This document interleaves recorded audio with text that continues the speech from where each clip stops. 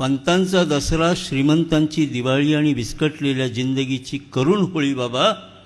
आता येतीलच आपली माणसे. दऱ्याखोऱ्यातून, जंगल पहाडातून, विषमतेच्या गावगाड्यातून, खेड्यापाड्यातून, गाडी घोड्यातून आणि जातीपातीच्या बखेड्यातून बाबा आता येतीलच आपली माणसे. रंजलेली, गांजलेली, अत्याचारांनी भाजलेली, दारिद्र्याने सजलेली आणि ग्लोबलायझेशनला बुजलेली बाबा आता येतीलच आपली माणसे. आपल्या मठातून, गटातून, तटातून, बेकीच्या कटातून आणि ससे होलपटातून बाबा आता येतीलच आपली माणसे. धनदांडग्यांना आणि मस्तवाल लांडग्यांना वाटेल यात नवलते काय. धनदांडग्यांना आणि मस्तवाल लांडग्यांना वाटेल यात नवलते काय. येणारी माणसे येतील, थंडी वाऱ्यात निसतील, शिळपाकं खातील, निमूळ दर्शन घेतील आणि पुन्हा गावाकडे जातील. ही दीनदुबळी माणसे काय करू शकतील.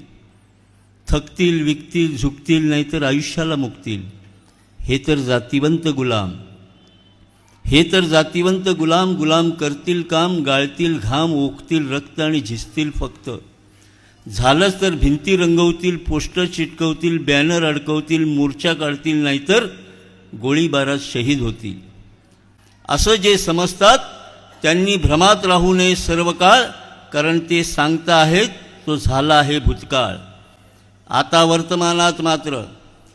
वर्तमानात मात्र ही कोंडी फोडून, अन्याय मोडून आणि विषमता गाडून बाबा आता येतीलच आपली माणसे. आता मात्र ही कोंडी फोडून, अन्याय मोडून आणि विषमता गाडून बाबा आता येतीलच आपली माणसे. नागवंशाचे नाग होऊन, पॅन्थरचा वाघ होऊन आणि विद्रोहाची आग होऊन बाबा आता येतीलच आपली माणसे. धर्मवाद्यांचा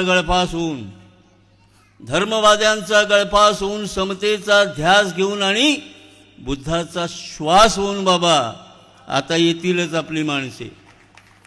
मला चांगलं